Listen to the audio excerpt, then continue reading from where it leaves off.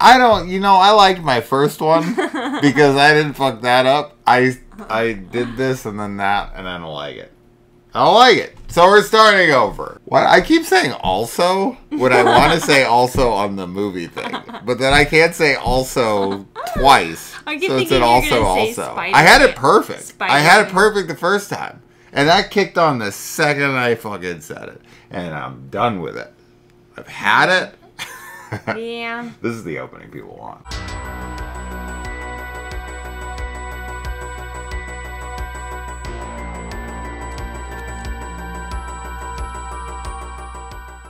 So Spider-1 of the band Power Man 5000, who is brothers with Rob Zombie, is also a horror filmmaker. Yes.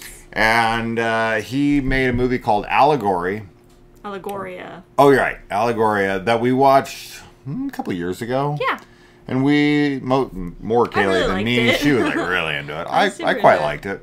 And I was like, okay, cool. He's got talent as well. So what will he make next? Then he made a movie with Scout Taylor Compton called Bury the Bride. And I thought, okay, maybe he doesn't have any talent. And maybe he is not somebody to look, towards in the future. For some big next movie or something. And then I was like, all right, he has a new movie called Little Bites. Let's give him another shot. We liked Allegoria. We really hated Bury the Bride. Yeah. And I was like, all right, let's see what he can bring this time around. So we have a mother here who is dealing with her own demons. Mm-hmm. And her daughter is with her mother. And she's trying to sort out her shit. But her demon might actually be a literal demon. They might actually be. Okay, so yeah, this was a huge step up from Bury the Bride for me. I don't remember Allegoria enough at the moment to compare and contrast, but I thought this was really good. I really enjoyed this. I know that it has a low rating right now on IMDb, so I think people are hating on it. But I dug this one. I thought that there was it felt very poetic. That's kind of the word I used after it had finished.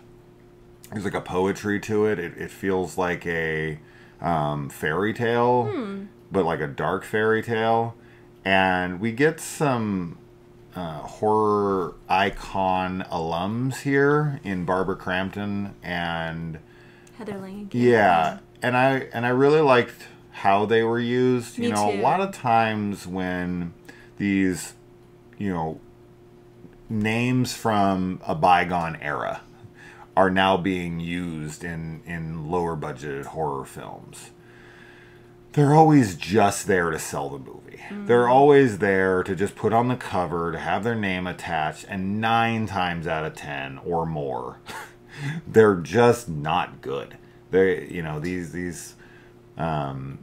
these people who had starred in a really cool horror movie back in the day, and their name has some recognition to them. So many of them have just kind of sold their talent to the lowest bidder. Yeah. And it is such a shame to never get excited anymore when I see almost any of the 80s icon names attached to anything these days. Anytime I see Tony Todd or anybody like that attached, unless it's a director I know, I'm always it actually lessens my interest in it because it's always 99% of the time it's always attached to something that is such garbage. And anyway, I liked this one. I liked the relationship between her and the monster. My only gripe, and I think you'll actually probably say this, so I'm going to let you go at it. What do you think? I don't know. I was I was put on the spot. I mean, I agree with you. I like the way that Barbara Crampton and Heather Langenkamp are used in this. I was just thinking about how that often is the case where we see them, and not these actresses specifically, but just this type of, like, you know, famous actor from a cult classic of some kind. And it is kind of disappointing when it feels like they're not used to their potential. Barbara Crampton, not so much. I actually have seen her in quite a few good things. I will say that's true. Lately. And I haven't really seen Heather Langenkamp in, like, a lot. Very so rarely. these aren't really the actresses we're talking about, but because Correct. they have that kind of star power to them. But they both do great in this. I really liked both of their performances a lot. And overall, I think the performances from everybody were great. The lead that we have here, you know, she carries the film, and I think she did a really wonderful job with her character. But yeah, overall, I enjoyed the film. I think it has a really good atmosphere to it. I like the, like, tone and vibe that it has, because it's one of those movies that does try to, I won't say it tries to, but I think that you could interpret multiple ways, as far as, like, maybe if there's any metaphors going on. And I like that to it, but then there's also kind of a literal interpretation that I think you can also take, which is cool. There's also another actress in this that plays our lead character's mother, who is she's I always Valak forget her name, but yeah, she plays Valak, and she's a really famous horror actress as well. Usually doing a lot of, like, creature and monster characters, I feel, but she is not that in this, and it was cool to see her kind of out of that type of makeup, and I thought she did a great job too.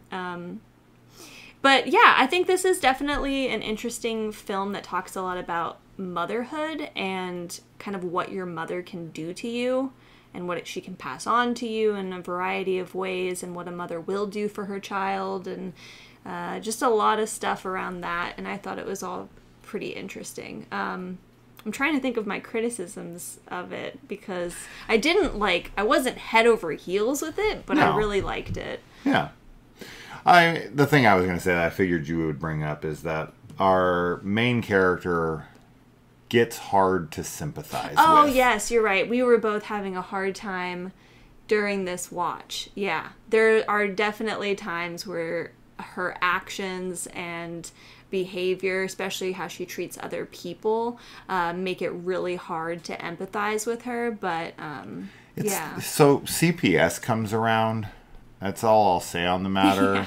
And the way that she reacts and the way that she talks to them, I mean, not only to make yourself so obviously suspicious as hell and get them there, but it's like, it's such a duh thing to me. And the way she reacts to it, it's like, this is something that's so foreign to her. Yeah. Like, what do you mean? What's going on? It's like, I get that it's like an insecurity.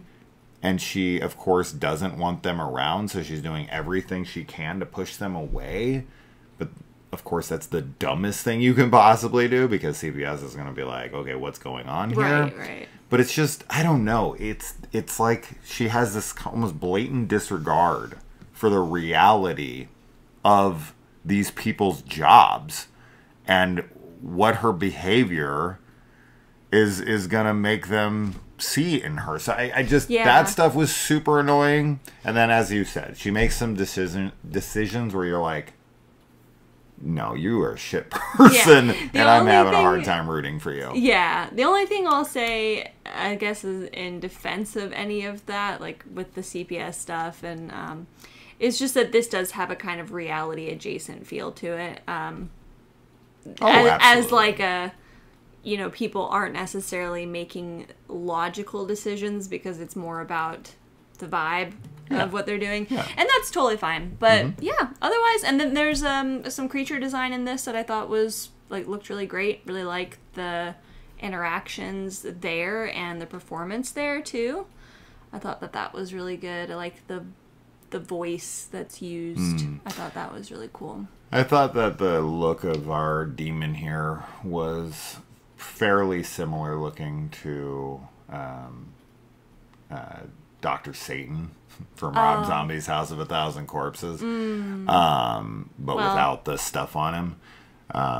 And then if I was to compare this to anything from this year that has a similar kind of not vibe, but like similar kind of concept, but this is much more intimate, and the other one's trying to be more scary. Because this one's, as I said, this one is more of like,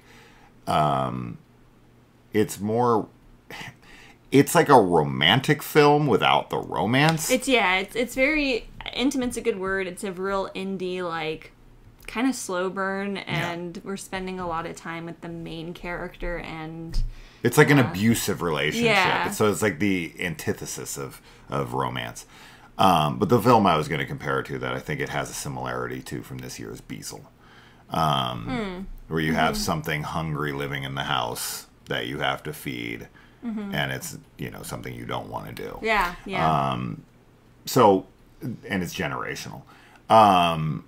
So yeah, I would liken it to that, but much more, as I said, like anti-romance, because the character is like a very abusive partner. And I had one more thing I thought I was going to say on this, and maybe that was that. But yeah, I dug it. It is currently in theaters, in limited. I don't think this is something you absolutely need to rush out. If you're like a big Spider-1 fan and you're like, I liked Allegoria, but man, Bury the Bride sucked, I would love to give him another shot. I hope that he does something more artistic and unique, because Bury the Bride was just so like generic and like cringy, which I hate using that word. Yeah, but we did not like God it, damn, unfortunately. I hated it. This felt like it had, like it was memorable. Yeah, right? memorable, and it feels like it has a like more substance to it, really. Oh, absolutely. Than Bury the Bride. Absolutely. So, yeah. Yeah. So anyway, but it is available to rent right now as well on VOD for about $7. And if you know, if this isn't selling you, check out a trailer. If you didn't see his other work and you're wondering what the vibe is gonna be, maybe a trailer will you know, take you over. So I don't know. Anyway, let us know. We'll see you in the comments. Adios. Bye.